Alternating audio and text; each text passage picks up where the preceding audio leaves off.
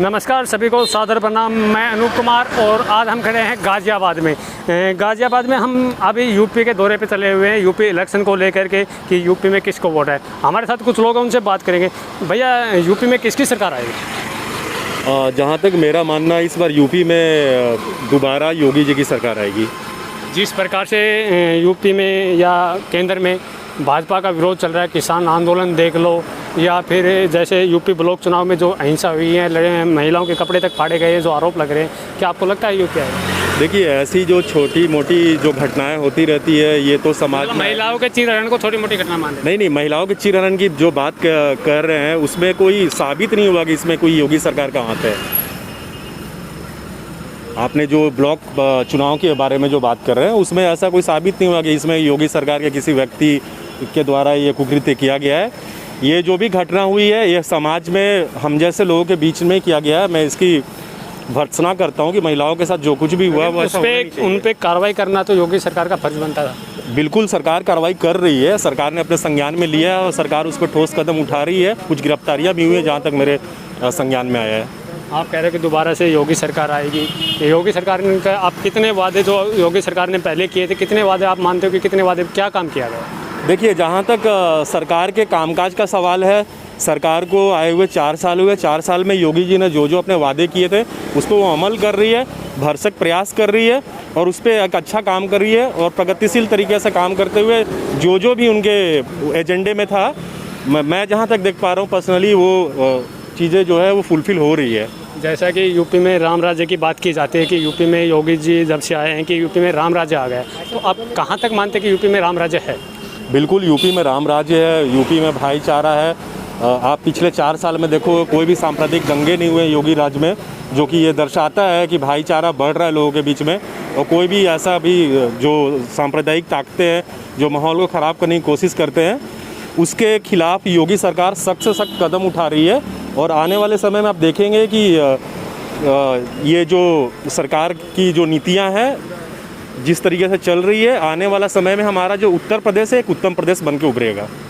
जैसे आपने हाथरस की घटना देखी होगी कि एक बच्ची की डेड बॉडी को रात को मिट्टी तेल छिड़क के जला दिया जाता है, तो राम राज्य कहाँ रह गया जब बच्चे को रात को जला दिया जाता है? देखिए, ये जो हाथरस की घटना है, इसके बारे में मैं ज़्यादा टिप्पणी नहीं करना चाहूँगा, क्योंकि इसके बारे में मुझे बहुत ज़्यादा जानकारी नहीं है। जो भी मैंने मीडिया के समक्ष जो भी मैं जान पाया था, जो भी जानकारी मेरे समक्ष में है, जहाँ तक मैं जानता हूँ, ये परिवार वालों की रजामंदी के हिसाब से ही उस बच्ची का अंतिम संस्कार किया गया था। जहाँ तक देखें, हिंदू धर्म की मान्यता है कि दिन छिपने के बाद, मतलब शाम ढलने के बाद किसी का भी अंतिम संस्कार नहीं किया जा सकता, कोई भी सिचुएशन हो।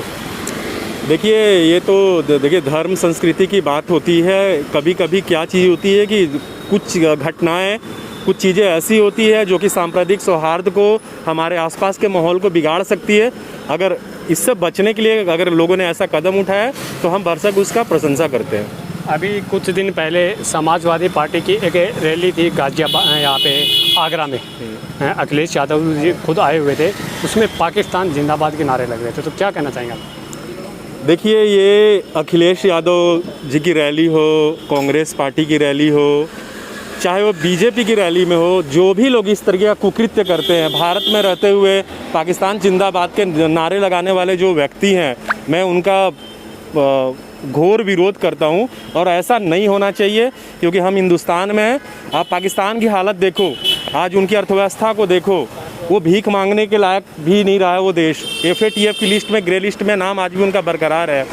वो लोग कौमी एकता को भड़काने के लिए ऐसे समाज में ऐसे लोग आते हैं जो पाकिस्तान जिंदाबाद के नारे लगाते हैं, और हम जैसे आम जनता उन लोगों का पुरजोर विरोध करते हैं। और हम अखिलेश जी से वो चाहते हैं कि अपनी रैलियों में ऐसे लोगों को ना इकट्ठा होने दें। जैसे आप पाकिस्तान की बात करें, पाकिस्तान की अर्थव्यवस्था तो भारत की GDP जो है वो भी माइनस में गई हुई है। देखिए, अर्थव्यवस्था, किसी भी देश की अर्थव्यवस्था के पीछे बहुत सारी चीज़ें होती है। अभी पिछले अगर हम 1.5 साल से बात करें, तो जिस हिसाब से कोरोना से लड़ते हुए हमारे देश ने जो भी हमारा वृद्धि दर, अगर हम और बाकी एशियाई देशों के मुकाबले अगर हम अपने देश की GDP की बात करें, तो कंपेरेटिवली एशियन कंट्री में अभी भी हम चाइना के बाद दूसरी सबसे बड़ी व्यवस्था है। अगर हम ग्लोबल लेवल की बात करें, अगर वैश्विक आधार पर हम अगर बात करें, तो आज हमारी अर्थव्यवस्था की जो वृद्धि दर है यूरोप के बाकी देशों के मुकाबले कहीं बेहतर है।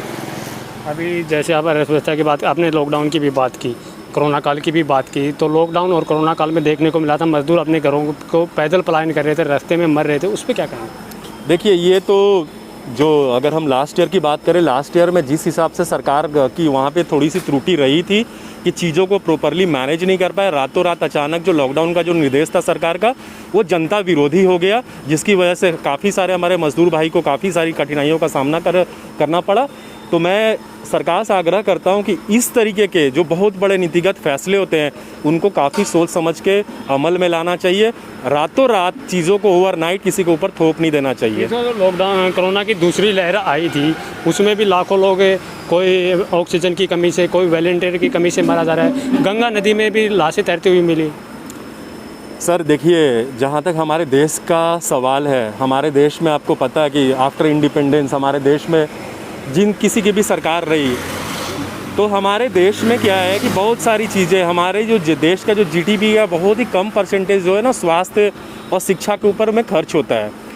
तो जितना छोटा हमारे स्वास्थ्य का जो बजट है वो पिछले 5-6 सालों में तो बढ़ा है, उससे पहले काफ़ी कम था।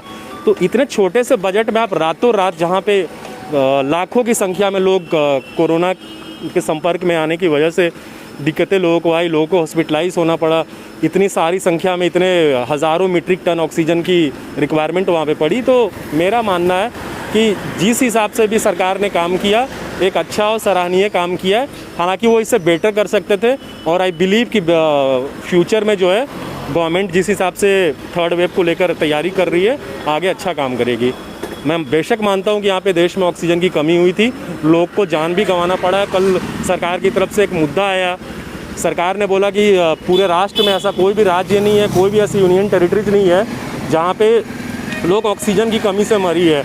मैं सरकार की इस बात को पूरी तरीके से नकारता हूँ। लोगों को मैंने खुद ऑक्सीजन की कमी से मरते हुए देखे हैं। मैंने खुद प्राइवेट बहुत सारे हॉस्पिटल्स में जाकर देखा है जहाँ पे उन्होंने बोला कि हमारे पास ऑक्सीजन की कमी है, हम एडमिट नहीं कर सकते हैं। तो इस चीज़ पे सरकार का जो कल जो बयान आया, मैं इस बयान का पुरजोर विरोध करता हूँ। सरकार को ऐसे अनर्गल बयानबाजी से बचना चाहिए और आगे तीसरी लहर को कैसे रोकना है उस पर ध्यान लगाए।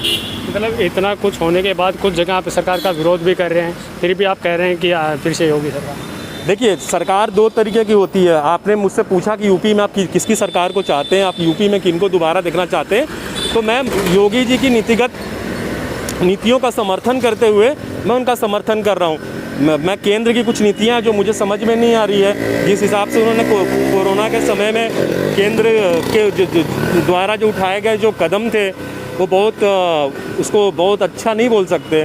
तो केंद्र की नीतियाँ अलग है, योगी सरकार जिन नीतियों पे चल रही है काफ़ी ईमानदारी से काम कर रही है। से भाजपा के लोग कहते हैं कि अगर मोदी नहीं तो कौन, तो आपको क्या लगता है कि मोदी के अलावा देश में कोई प्रधानमंत्री का ऑप्शन है या नहीं? देखिए, भारत एक बहुत बड़ा देश है और इस देश में बड़े बड़े राजनेता, बड़े बड़े ब्यूरोक्रेट्स आए हैं और बहुत सारे लोग हैं, काफ़ी सारे लोग हैं जो सक्षम हैं, जो इस देश का प्रधानमंत्री इस देश का दायित्व अपने कंधों पे उठा सकते हैं। तो अगर भारतीय जनता पार्टी की तरफ से ऐसा कुछ कहा जाता है कि मोदी नहीं तो कौन, तो मैं उनके इस बयान का विरोध करता हूँ। इस देश से बहुत सारे सक्षम लोग हैं जो इस देश का दायित्व अपने कंधों पे उठा सकते हैं, उनको संभाल सकते हैं, इस देश में मजबूती प्रदान कर सकते हैं। तो इसको लेके हमारे साथ कुछ और भी लोग हैं, रेहड़ी पट्टी वाले हैं, अपनी रसोई लगाते हैं। अंकल जी, इनसे भी बात करेंगे। अंकल जी, किसको वोट देंगे? योगी को। क्यों? अच्छा काम कर रहा है। कितना कमा लेते हैं? मैं ज़्यादा नहीं कमाता, अपनी दिहाड़ी 4-5 करोड़ मिल जाए। जैसे अब लॉकडाउन में लोग बाग पैदल चलते हुए मारे जा रहे थे, तो उसको लेके आप योगी जी को कह रहे हैं? योगी जी ने तो सबको फैसिलिटी दी है गाजियाबाद में, ऐसी बात नहीं है। ये तो बस ये है कि सिस्टम की थोड़ी फेलियर कह लो। तो सिस्टम तो सरकारी है ना? हाँ जी, सरकारी ही सिस्टम है। सरकारी है, उसमें और भी बैंक में है। मेन योगी जी कहाँ देखेंगे, पर अपनी तरफ से तो फिर भी उन्होंने बहुत कंट्रोल कर लिया। फिर भी मजदूर भाई दुखी हुए हैं, हम जैसे लोग सब दुखी हुए हैं। पर यहाँ की स्थिति लॉकडाउन में दुखी हो, सरकार की पॉलिसी जो लॉकडाउन में चली थी, जो प्रशासन की पॉलिसियाँ चली थी, उससे दुखी हो, लेकिन फिर भी आप योगी जी को चाहें? बिल्कुल। ऐसा योगी जी में क्या है? जो निष्ठा है अगले की, अगला जो कहता है वो करता है। मेन है कि एक सॉलिड नेता चाहिए, हर कंट्री को भी चाहिए और राज्य सरकार में भी चाहिए, जो निश्चित होकर बिना डरे अपने चाहे सहयोगी के साथ उससे सरकार बना रखी हो, चाहे वैसे बना रखी मतलब आपका ये कहना है कि यूपी में योगी जी के अलावा कोई कुछ और नहीं चाहिए, किसी और को नहीं चाहिए। नहीं। जैसे अखिलेश जी कहते हैं कि सपा आएगी, तो अखिलेश जी में क्या कमी है? तो सारी दुनिया, हर बंदा अपना व्यू है सबका, पर एंड मौके पे क्या होता है कि जो काम, वही तो बात है ना, सपा में ऐसी क्या कमी है? हाँ जी, सपा से आप खपा लग रहे हैं कि सपा में से खफा नहीं है, जो काम करेगा वो आएगा। मेन पब्लिक काम देखती है, अब पहले नाम देखती थी कि कौन सी, जैसे पहले भाजपा जो सरकार है हिंदुत्व के मुद्दे को लेकर हैं, जैसे उसका कोई मैटर नहीं है। हिंदू अब जो चुनाव आएगा 2022 का जो चुनाव है, किस मुद्दे पे जनता को देखेगी काम क्या किया। आप लोग किस मुद्दे पे या तो जनता काम देखेंगे जी कि पब्लिक परेशान ना हो, सबको 2 वक्त की रोटी टाइम से मिल जाए, और कुछ नहीं है। जी धन्यवाद। तो आप यहाँ साफ तौर पे देखना चाह रहे हैं कि लोगों का साफ तौर पे कहना है कि फिर से योगी सरकार, वो कहें रेडी पट्टी वाले भी कह रहे हैं कि हाँ लॉकडाउन में हम परेशान हुए लेकिन फिर भी वोट जाएगा योगी को। धन्यवाद। गाजियाबाद से आशु कुमार के साथ अनूप कुमार की रिपोर्ट।